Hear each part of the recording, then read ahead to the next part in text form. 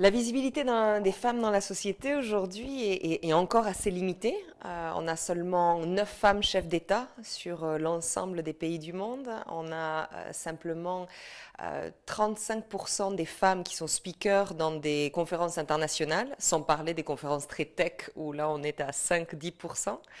On a très peu de femmes investisseurs. On a à peu près 6% en Europe et 15% aux États-Unis de femmes business angels.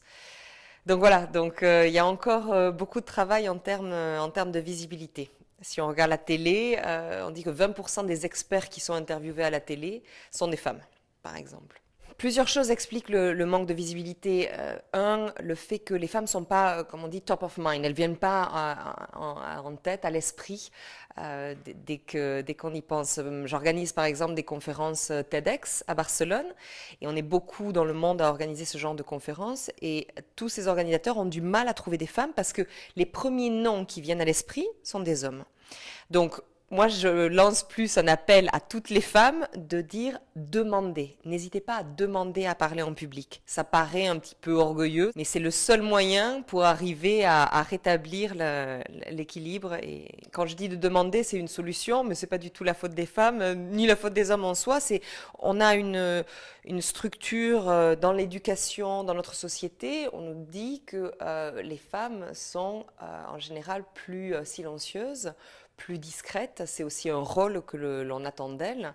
Et du coup, ce rôle qui est intégré doucement, petit à petit, dans l'éducation depuis toute petite, contribue au comportement adulte. Par exemple, on dit que les parents interrompent 2 fois plus les petites filles que les petits garçons.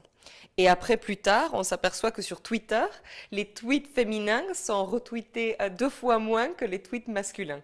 Donc on a vraiment une vision sociale de la voix de la femme différente de la voix de l'homme. Les stéréotypes dont sont victimes les femmes sont vraiment divers.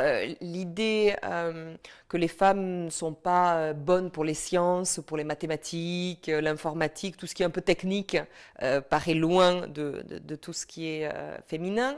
On a aussi d'autres stéréotypes en se disant oh, les femmes sont censées prendre soin des autres, prendre soin de leur équipe. Donc si on a une femme qui est plus ambitieuse, qui est plus carriériste, on se dit oula, elle évolue comme un homme. Pas forcément, c'est pas forcément que des traits féminins. Donc on a différents stéréotypes sur le fait aussi comme je disais tout à l'heure, de travailler sur le personal branding, non, de faire un petit peu sa promotion. C'est quelque chose qui est assez mal perçu du côté féminin aussi. Donc il y a encore beaucoup de stéréotypes. Et puis il y a un test que j'aime bien faire, je ne sais pas si vous connaissez, c'est le Bechdel test dans des films. C'est assez simple. Il faut qu'il y ait deux personnages féminins qui parlent entre elles d'autre chose que d'un homme. La moitié des films nominés aux Oscars en 2014 ne passent pas ce test.